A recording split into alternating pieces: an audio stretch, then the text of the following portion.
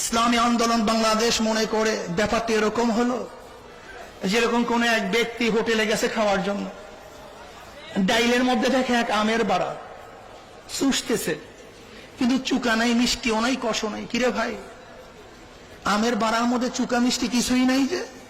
বলে আপনার চোষার আগে অনেক জনই চুষছে, যতবার চোষা হয়েছে আবার ডাইলের মধ্যে ফেলে দিয়েছে। একই আমের বাড়া কতক্ষণ আর চুকাই থাকবে, মিষ্টিও থাকবে? যেমন একই আমের বাড়ার মধ্যে বারবার চুষলে মিষ্টিও থাকে না, কষও থাকে না, রসও থাকে না।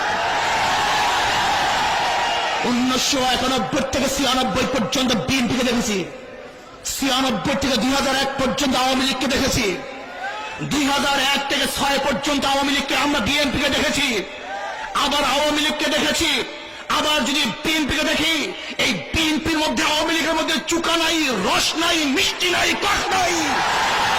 এদেরকে ক্ষমতায় বসানো মানুষ শান্তি পাবে না, বরং এদেরকে পরিবর্তনকে, ইসলামকে ক্ষমতায় বসাতে হবে। কত সত্য না মিথ্যা?